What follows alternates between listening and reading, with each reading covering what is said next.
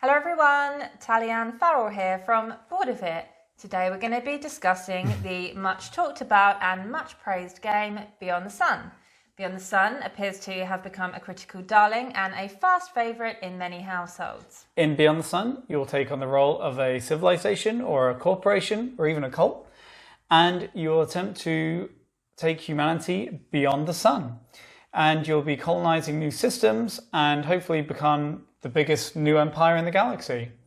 In terms of gameplay though, you'll be doing some worker placement, there's a lot of tech tree progression and some heavy resource management. However, to lay our cards on the table, we're not going to be joining the growing list of reviewers that are raving about this game. That's not to say we dislike it, not at all. It's a very solid game and that can't be denied, and we always have a lot of fun playing it. It also does a lot of cool stuff, but for us there are some issues which we'll be discussing later.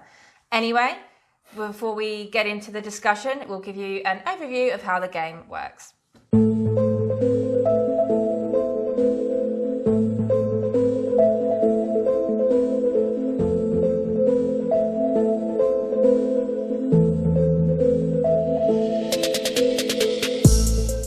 So to begin with, you'll have your player board, a ship on Sol, and your little worker placement stick.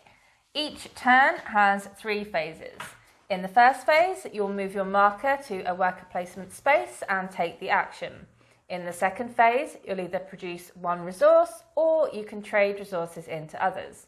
In the third phase, you may claim achievements and place your disc on the achievements if you have met the requirements. And when 3 or 4 achievement discs are placed, depending on the number of players, then the end of the game will be triggered. Your player board will be full of these multi-face dice, which when they're on your player board are supplies. Supplies can be turned into population, one of the major resources of the game, or ships. The other major resource is ore. And these discs on your player board are linked to your production of population and ore. Throughout gameplay, you will be getting these discs off your player board and onto cards or systems or even just different places on your player board. And the more you have out, the more population and ore you can produce. The majority of the game will be spent researching technology on this big technology tree and colonizing planets over here on this space board. To research or colonize, you will be spending population and ore. When you research, you must have met all prerequisites required for that technology, which is usually researching all preceding technology on that arm of the technology tree. You must also color match in that you must research technology that the previous tech in that arm indicates. If you have a choice of multiple, you must pick one of them before you start drawing technology cards. And these technology cards are going to give you ongoing bonuses, immediate bonuses, and even open up action spaces on them for the player who has researched that. You must also draw event cards if you're the first player to research a space of level 2 or level 3 tech. And these event cards, they may give you VP at the end game, they may give you an immediate bonus, or they may even uncover new work placement spaces for everyone. Colonization requires you to produce ships, move them around the galaxy, and remove them from the spaceboard in order to gain that system card in your play area. When you first move to a planet, you get to remove one of the discs from your player board and put it on that planet.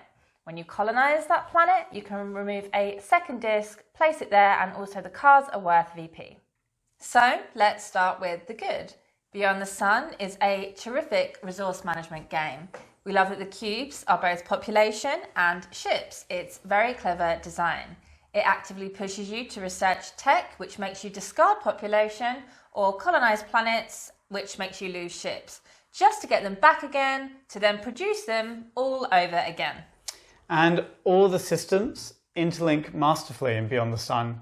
You'll want to colonize because it's a great way to get out your resource discs. But to be able to colonize, you need to research tech.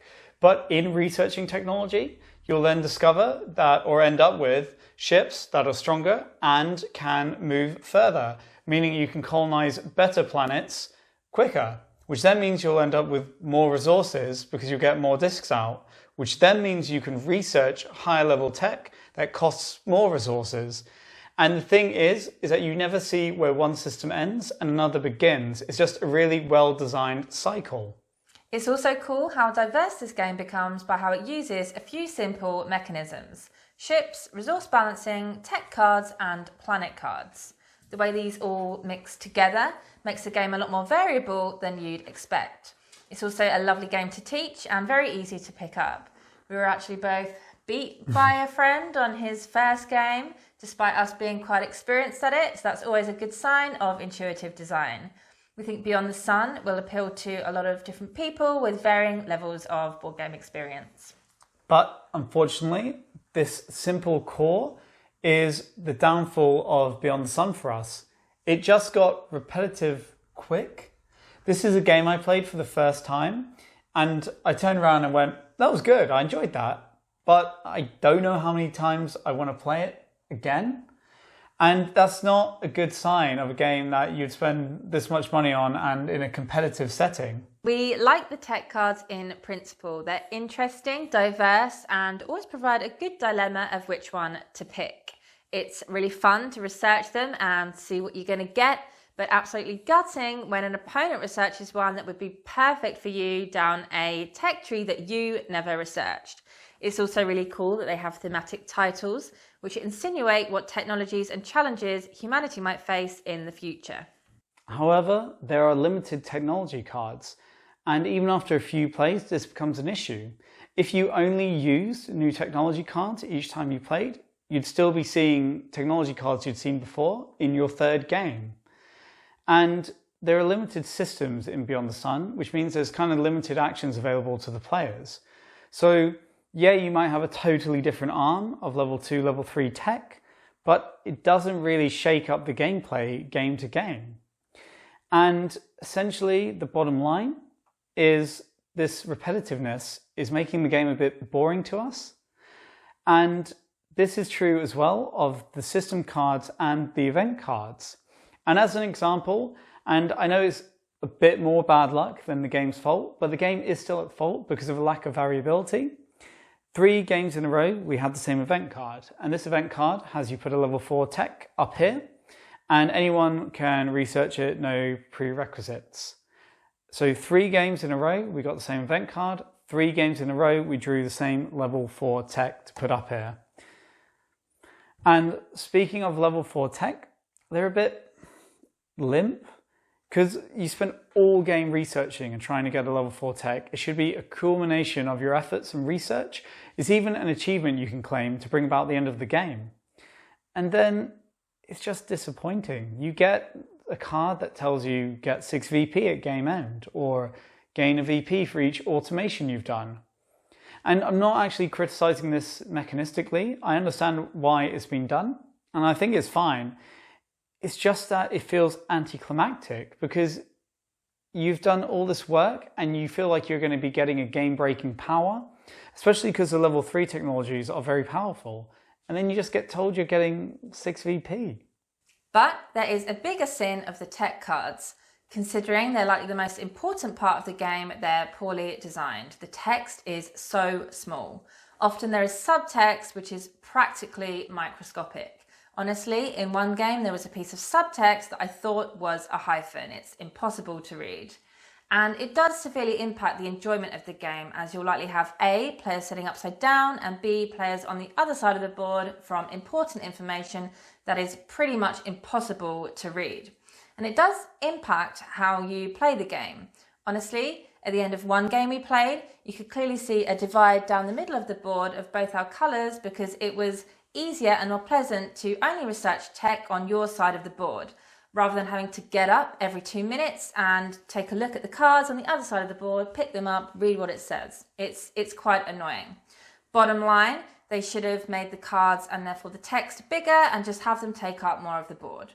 And actually just chime in here because of something that I noticed when we were talking about this. If you just take this one example and you look at the size of the card and how much space the text, Why though? So much white space, and this is important up here because it tells you that it's immediate, and look how small that is. Now, I'm usually wary when a game ends a game by having players claim achievements, but Beyond the Sun does this well to give credit where it's due. And it does this well because the achievements are just not worth a lot of VP.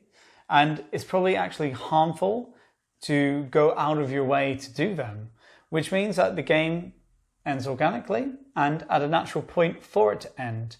And what's also great is that you basically finish the round and then have one final round, which means anyone that was caught out by the game ending quicker than they thought has a chance to do a bit more.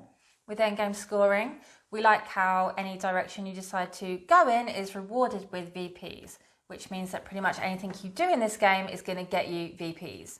Thus, if somebody hasn't done so well, they still have a lot of points to count up at the end, which can take the sting out of losing.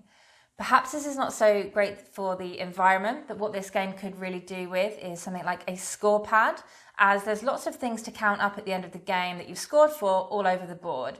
And it can be a little bit tiring to do it mentally or on your phone, and can perhaps leave room for error if you're counting it up like that.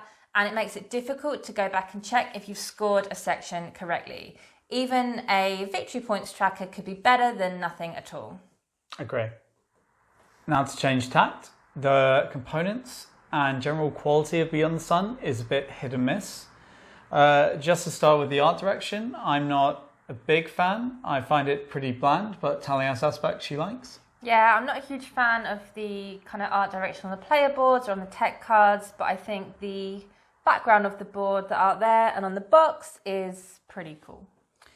Yeah, I can agree with that. I think one thing I don't like though, speaking of the board, is the tech lines are pretty busy at their origin points in some cases, and it can be hard to discern quickly what's going where. Yeah, but it is also top designed to include divots on the player boards. That's always a +1 happiness point from us. Yeah. Always love a divot. Love a divot. The dice and the discs feel good, they have a good weight, and the ore resource is unique and pretty cool. But speaking of the discs, they have a dark side where essentially, at least in our copy, I don't know if this is the same for other people, but they're very poorly printed. A lot of the icons on them are not centered at all. Some of them are even almost coming off the discs. And it just looks really bad and it's like distracting and not nice to look at when you play. So obviously not happy about that because we paid for this. But they have a worse sin, which is that the icons are only on one side. And I just find this a real ball ache during setup because you dump out your bag of all your resources and stuff, and then lots of them are going to be face down. So then you have to spend loads of time flipping them all face up before you can even start setup of the game. I know it sounds like a small thing, but this is something you have to do every single time you play, and it's something that could be very easily avoided and is avoided in many games. And, the time accumulates if you're going to play this a lot, and you could be doing better things with that time.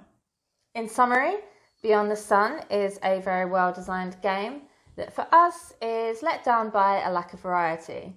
It is a joy to play, but its small deck and the dependence on cards to convey the gameplay means that after a few games you kind of feel like you've seen it all many times before. In addition, the tiny text in a text-based game is pretty criminal. Yeah, I think Beyond the Sun is going to be a game that really improves with the Big Blocks expansion. That includes more gameplay and just more cards, more tech cards, more system cards and more event cards. I'm glad that I played Beyond the Sun, but I don't really know how many more times I want to play it, as it is right now. But I would also like to say that this, I believe, is a designer's first board game, and it's a great first attempt, so I'm very interested to see what he does next. And finally, just looping back to something we said at the beginning of the review, a lot of people love this game, including a lot of prominent reviewers. So I think that if you're interested, you should definitely check out some other opinions as well. Maybe we're just really grumpy. Maybe we are. But we'd like to thank you for watching, and we hope it was helpful. And it would be great if you could comment, ask us about it, ask us about something else, or ideally subscribe, because that means a lot to us. But thanks for watching most of all. And the dogs would like to say goodbye. Bye-bye. Bye-bye.